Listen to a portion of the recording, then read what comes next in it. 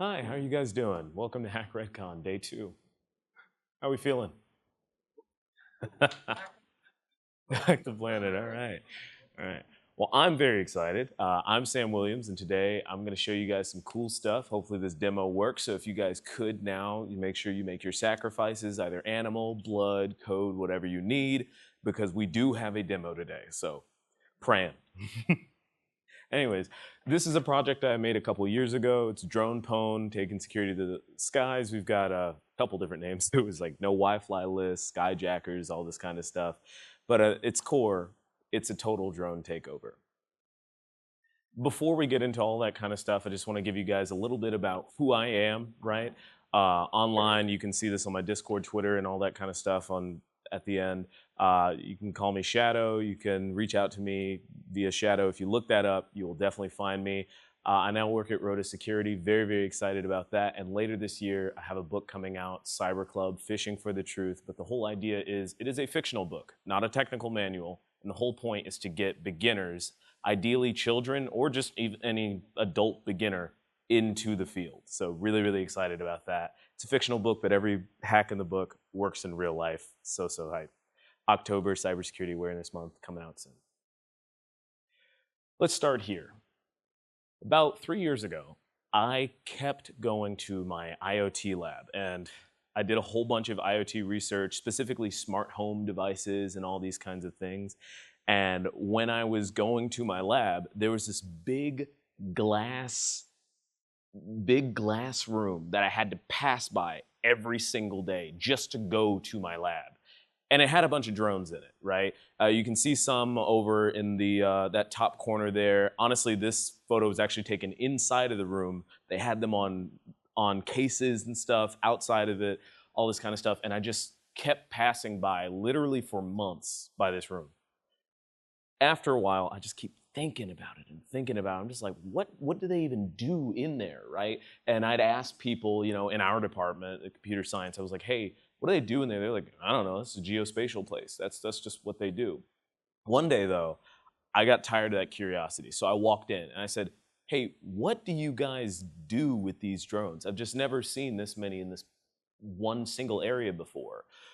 They said, well, we actually fly these drones for topographical maps of the region. This was at Radford University, where I just graduated from a month ago, and there's a whole bunch of mountains out there. And I mean, it's just a very, very, very mountainous region, Southwest Virginia, nothing but it, and also New River Valley, all that. So they fly them out to do, they have some with LiDAR, that's that one in the middle there. That one there, right?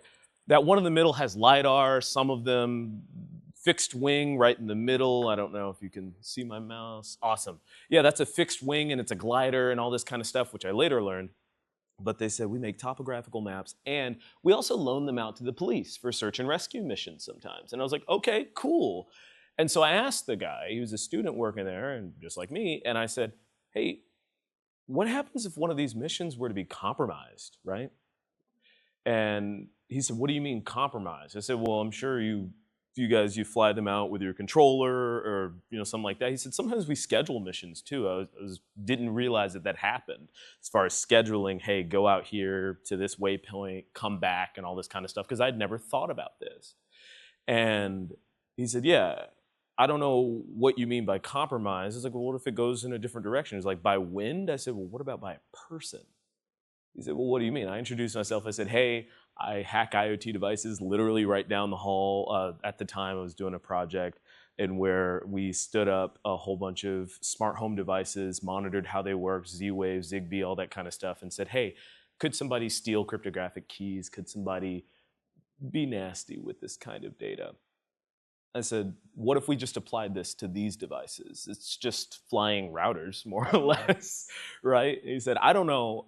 I want you to talk to the professor over this, right? And I said, okay, sure. So we set up a meeting with him, and that was Dr. Chester Skip Watts. I cannot explain to you how integral he was.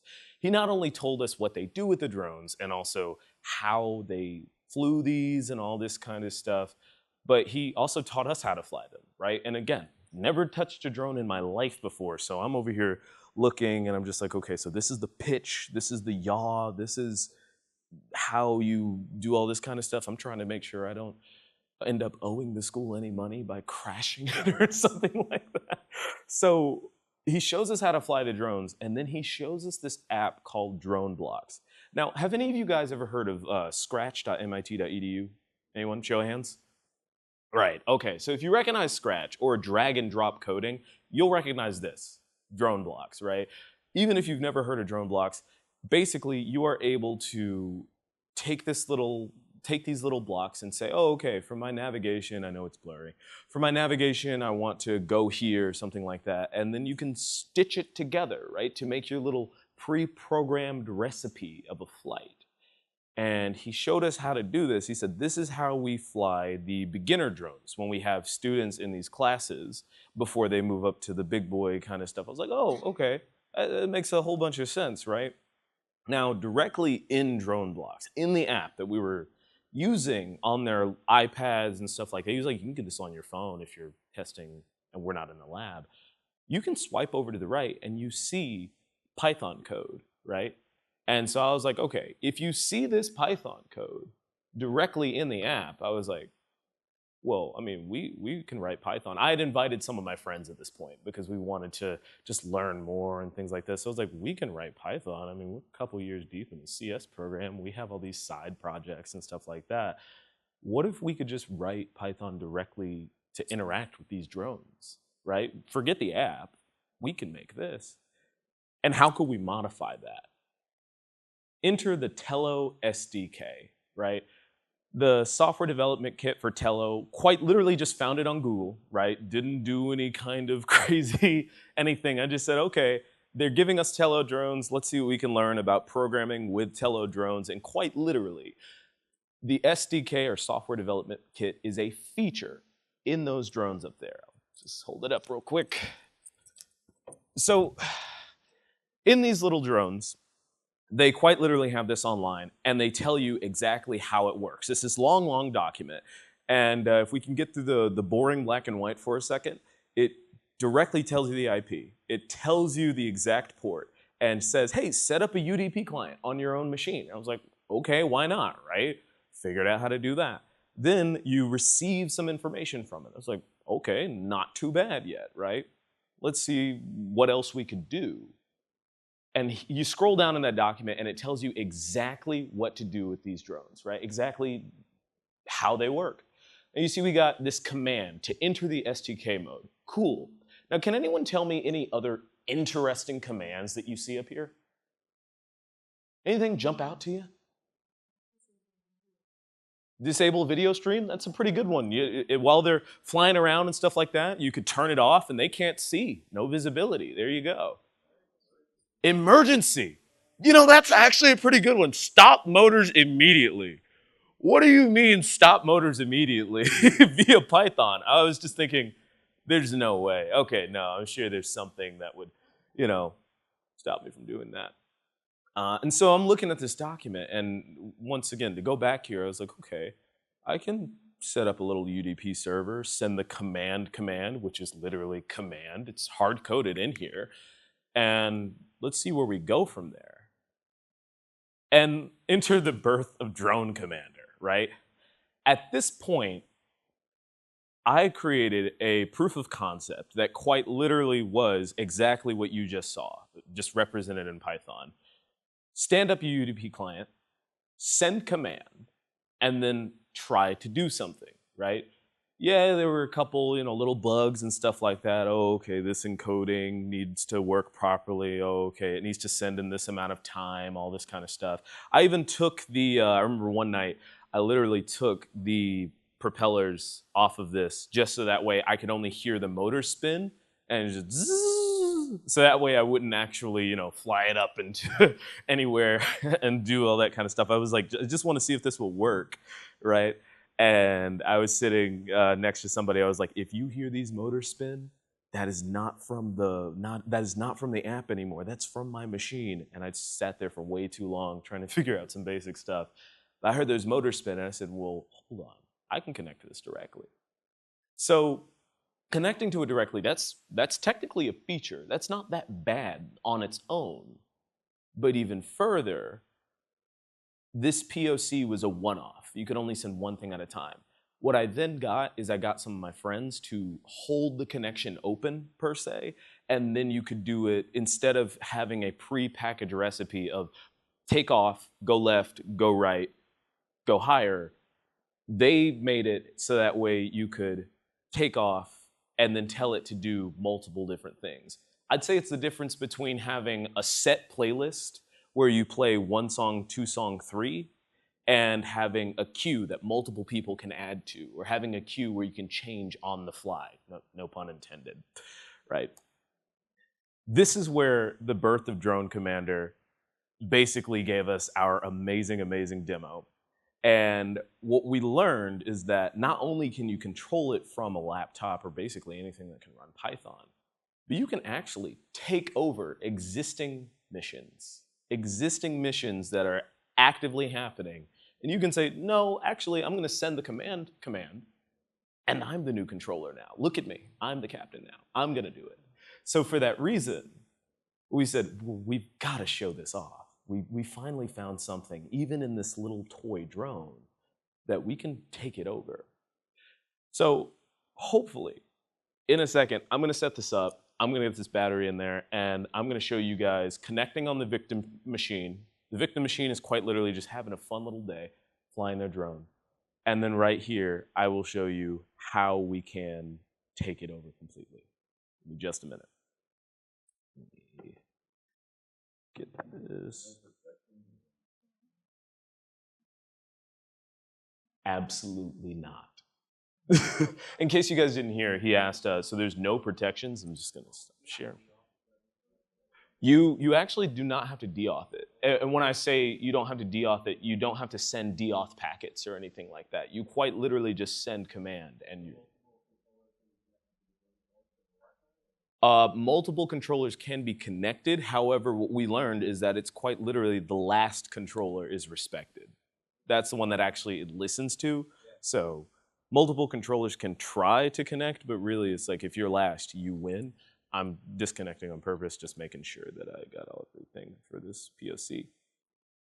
So since I cannot screen share on my phone, I will hold it up. More or less, you will see the screen black out, and that's our most important piece here. But we'll see if we can get this running. Come on, come on, come on. That's what they used. That's just literally, they said, hey, these are our trainer drones. And I said, start here. And so that's why. They did have, your big DJI and stuff, which we'll get to, but this was the one that got the exciting POC. All right, hopefully this will go up and not float away. I'm gonna go ahead and just put this up here, because sometimes they drift and I don't wanna crash it. Okay, you guys can definitely see that. There we go. Okay, so as a whole, we've got our, so as you can see, we can see all of this kind of stuff. You guys can wave hi to the camera, et cetera, and you can totally see it.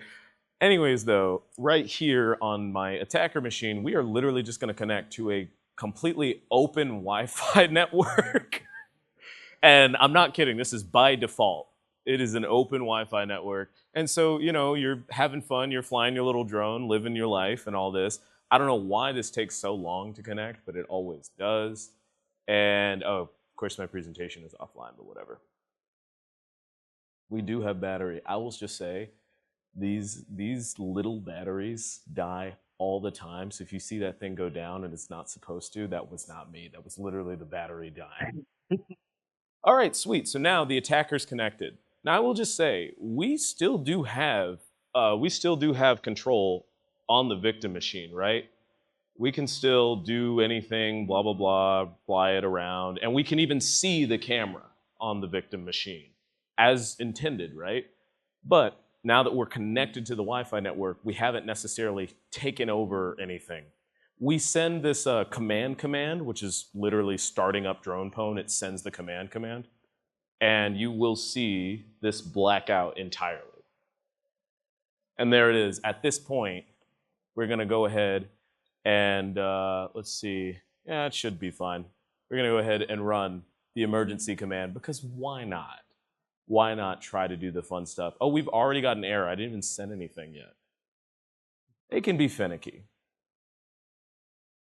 Let's see if we got it. There it is. Thank you. Thank you. This was an absolutely fun thing to create. I'm telling you, it was just so fun. We specifically demo with the emergency command because, if we fly it left and right, it's like, well, someone could have a controller in the back. You could be, but it would never do that. Even if the battery died, right? It would still land itself gracefully, and for that reason, it's extremely dramatic, right? But we love our the emergency command, all that kind of stuff.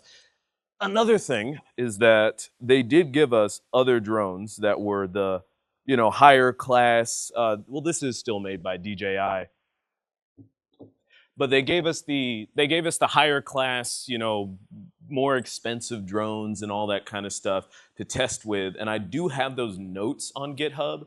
I don't have an exciting POC like that just yet, but I can tell you this. That was all over Wi-Fi, right? Just UDP and stuff like that. But for the Mavic Mini 2, I believe, it was the Mavic Mini 2, what we started doing was we looked at the RF side and we said, oh, okay, how can I pretend to be the controller over RF? That when we started looking at those kinds of packets, we noticed that it was on something called the OcuSync protocol. And I'm not gonna lie, the project really slowed down after we literally saw some of the comments on the protocol in Chinese. We were just like, oh, okay. Yeah, we have Google Translate, but it just, the scope blew up really quickly. So I will just say that's where it stopped. However, we do have all of this on GitHub, and we do have those notes on GitHub too, if you'd like to continue or reach out and ask questions. But the idea was, can we understand this at a point to where we can completely take it over? Yep, just said that. We moved to our Mavic Mini and all this kind of stuff, our OcuSync protocol, and from there, the sky is quite literally the limit. It was extremely fun. One thing I do want to do is I want to give a special thanks not only to my colleagues at Radford University, the Hours College, and the Department of IT, Geology, and all those kinds of people. Of course, Hack RedCon for even letting me come here and speak, and lastly, friends and family. But I'd like to stop here and ask any questions before we go into the code. It's pretty simple, but anybody have any questions? Right. Okay. I want to repeat the question in case people didn't hear. In warfare, why wouldn't we take over instead of trying to shoot the drone down? Right. Truthfully, I put this in a lot of different types of nation state level actors, whether it be cyber or not. There are so many different types of false flag operations, right? And in case you're unaware, what I mean by false flag operations is I want to make it look like his TTPs instead of mine, so that way he gets blamed if we get caught, right?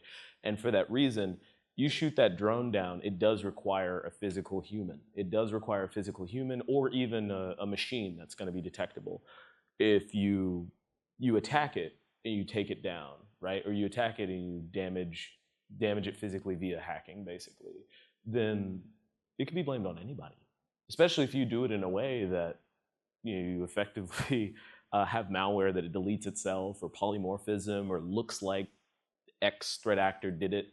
And that was actually one of the things that we kind of explored just theoretically of why even hack a drone. But yeah, definitely the false flag operations would be a big one for that. And don't waste bullets. You can run that code all day.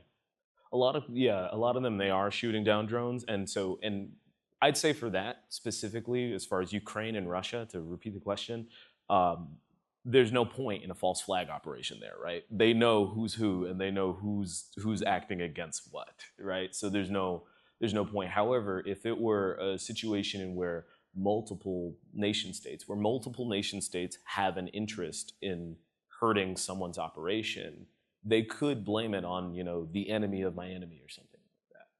And so for Ukraine and Russia, it's very clear, hey, I don't like you, you don't like me. Yeah, I'm the one who did it. I'm claiming responsibility. But for false flag operations, it could be anyone. Yes? Yeah. For those, everyone heard that? Yes. Just wanted to make sure.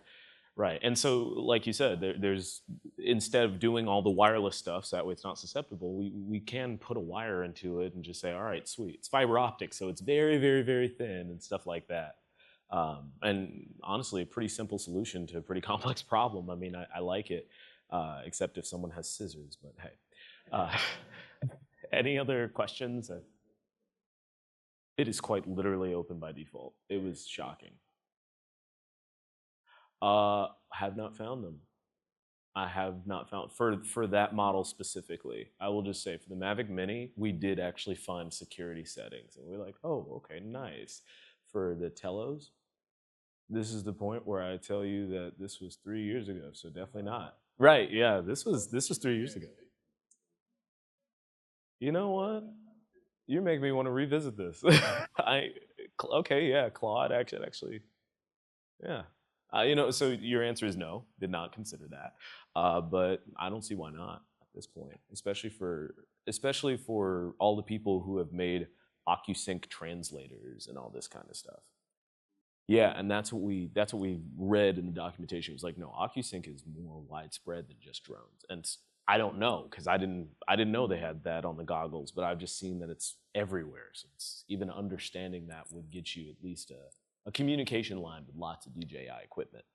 I didn't even notice, but just before I came up here, they gave me this microphone. It has the DJI logo on it. And so I'm not kidding.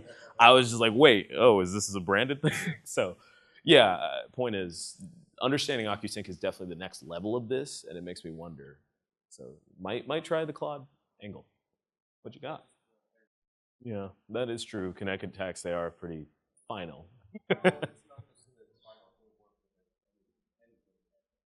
Yeah, and you don't have to spend research hours and money into. That's true. Questions? What we have? Right, and so your quick answer is yes. We did try it. If you spin up drone blocks on the victim, instead of doing the live flying like I was doing, if you spin up drone blocks, you give it a recipe, and it has A, B, C, D, and then it gets to A, gets to B, and then you do the takeover. It does work. Yes, even in the middle of something pre-programmed. What we've seen that's the most consistent, there's been some inconsistent behavior, but what we've seen is once you send that once you send that command, it's just like, oh, sweet, I have a new controller. So yes, it does work directly in the middle. Any other questions? Yeah. So are you able to receive the video feed with the drone phone? At this point, not anymore. Not really, right? It's possible. It's just that we mostly focused on the movement of it and stuff like that. I was just wanting to lie to you. There's nowhere in the code where we even spin up a GUI where it's just like, oh, okay, let's get this and translate these bytes.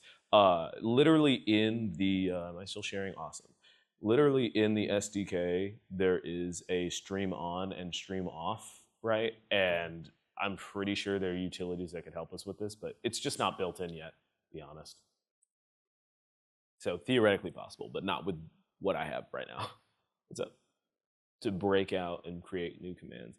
I'll say this: we looked at that. We entertained the possibility. I'll say this: as of right now, there's no designed-in way to create new commands. Right? The vendor Tello or DJI, they didn't put a way to make new commands where you could bundle things and stuff like that. So you'd have to break it.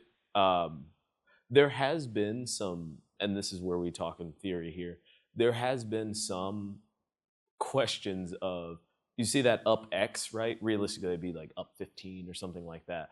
Of maybe you could put something nasty in there to try to go deeper and control it.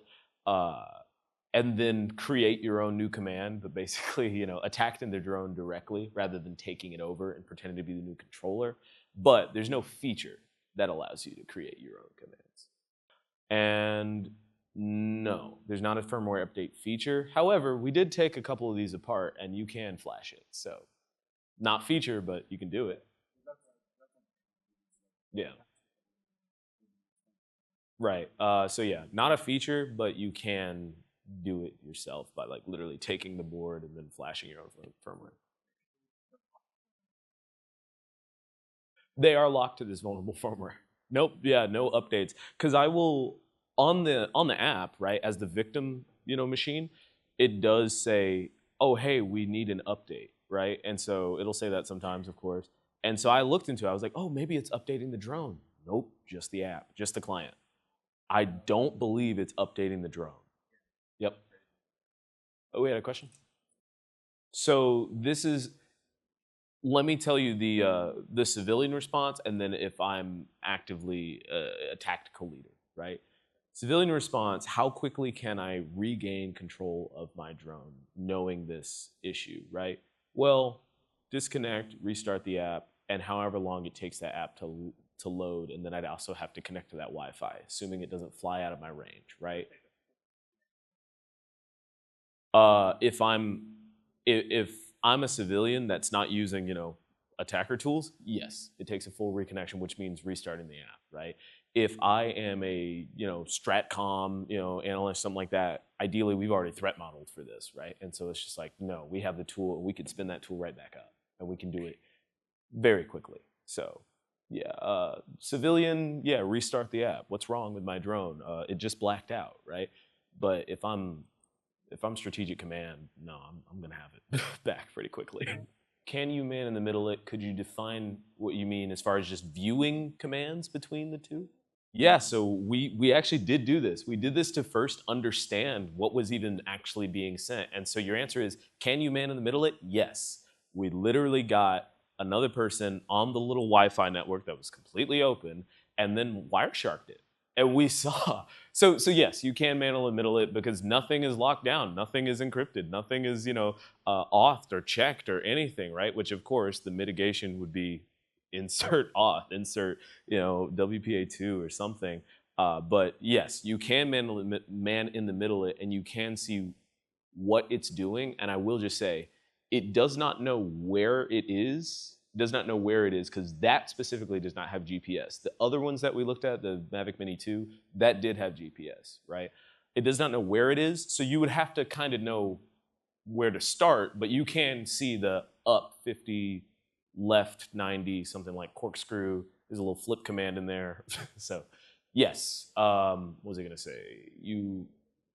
The video stream, I'll say this, not with these drones, but I've done file carving for video streams before using Wireshark. I don't see why not, because you would have all the raw bytes, so you could carve and then make your own little client that, so yes, you could extract that video stream and post it somewhere. But yeah, you could absolutely see, hey, what are they doing? Only thing you wouldn't know is where. So yeah, we got. So as far as disclosure, we did not do disclosure because we were like, well, it seems like it's a feature, right? And then later we looked it up and we saw bumblings about it, but nothing as big as a full on like, oh, you can take over this kind of drone. But I'll be honest, we more or less just said, oh, okay, this is a feature where we think this is how it's supposed to work. So no, we did not. Any questions? Anything else? Anybody want to see the code? Just wondering. It's fairly simple, to be honest with you. Let's see. Oh, there they are. Oh yeah, that's always fun.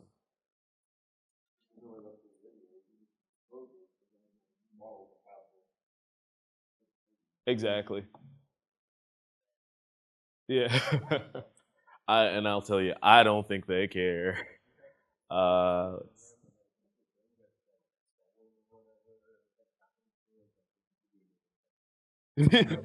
might as well.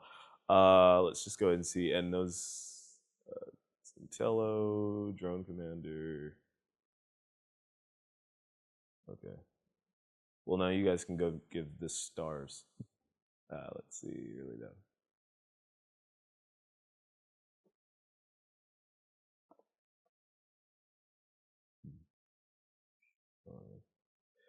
This is fun. I also did add in the APK for the victim phone in case you guys want to play with this yourself. And where can I plug this laptop in? Oh, right here. Okay, cool. No, I'm all good. Is it loaded yet? Wow.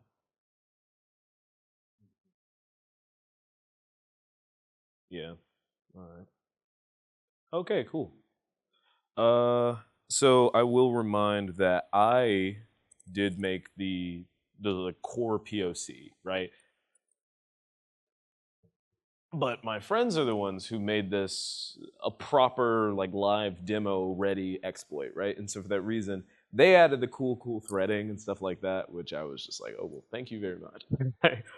um, but basically, as you can see, we got a whole bunch of globals here and things like that. And question, and we actually send our command literally right here. We can zoom in. We can't.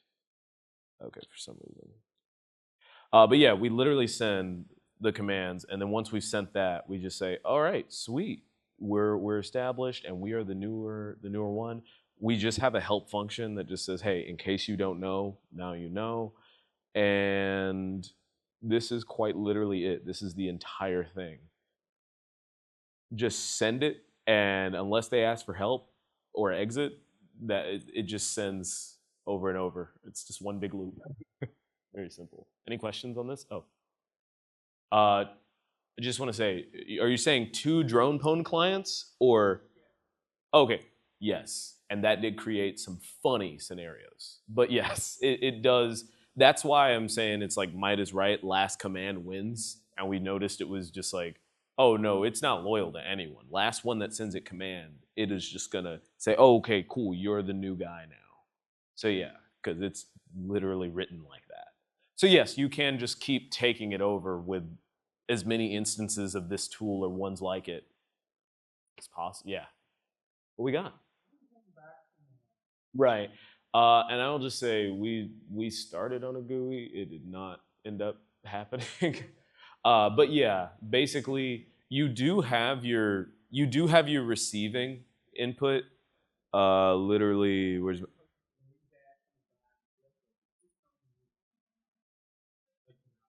yeah, exactly. And it will send you stuff like I don't know if you guys saw even during the demo for some reason it gave me like error or something like that. It'll do that for if the wind blows too hard. But point is though, there is a little bit back that you can kind of build that feedback loop and things like that of just like, oh, okay, cool. Another thing too, like you can ask it for its battery and stuff like that, and ask it for, hey, what speed are you going? And even though it'll lie to you, it is some kind of telemetry back to the user. So yeah. You had a question, yes? So this is the part where I give you the funny answer. Until the battery dies, like literally, it's. We never tested that. This is a group of about 4, so we never did like the ultra client, all that kind of stuff. I would assume I would assume it wouldn't really care, you know what I mean, as far as how many connections, just because of, again, clearly wasn't built with security in mind. But I don't see why it would cap out. Yeah, I don't see why it would cap out. However, just like your question back there, I do want to see that on Wireshark now. You know what I mean? I do want to see, hey, just what happens if I have 30 different people just sending something, and what happens if they send command nearly at the same time? But that's something we didn't really test. It was more of just, oh, okay, let's see. Yeah, but 50 drone pwns at once, that'd be hilarious. Question? Right. And this is, and just to repeat the question, he asked, hey, if you restart the app, it's all UDP, so there's nothing that really confirms that it, received it. I will just say this: I believe restarting the app is what sends that command first again, right? Because when you've already connected, it has no reason to send command again. Right. It literally just sends that actual command and say, okay, you have control now. And then in the app, if you don't press anything, it won't do anything. It just no. Right, no. And I'll say in both the app, which the command is implied because they wrote it, and then in this too, you only ever send command once when you start it. right? Unless I decide to write literally the word command, right? But, mhm. So that's why the restart, because there's nowhere in the app where it says, oh, send command again, because that's supposed to be in the hidden, pieces of it of, oh, it just works, until somebody takes over your drone, which is something they didn't test for. So yeah, that's why the restart. Hmm. So that what I'm showing you here is specific to the Tello. That's the Tello SDK, 2.0, whatever. However, what we did notice across the DJI drones is that the larger ones, the more expensive ones, those use OcuSync. And OcuSync, while having a few different versions, that's their main line. You know what I mean? As far as like someone brought up here earlier, they use that for the goggles, they use that for the drones, they use that for everything, and probably this too. If I were to get a better understanding of OcuSync, that would probably be more widespread than this. Right. Yeah. See, we have an OcuSync expert right here in the front. But yeah, make sense. But yeah, that's just for the telos, I'm pretty sure. Yes. So I would say where your bottleneck would be is you would have to make it connect. You'd have to make it connect to its little Wi-Fi network first, right? And so as long as you have that programmatically in and say, hey, find any Wi-Fi network that starts with the name Tello, then connect, and then do what you just described, then yeah, that would work, right? However, if someone were to have like a modded Tello or something like that that didn't start with the name Tello, your bottleneck would be connecting to their network first. But then once you have that, then yeah, you could down everything that comes at you using a tool like this and just automating it. But yeah, that's where your bottleneck would be. But yes, near an airport or a no-fly zone or anything.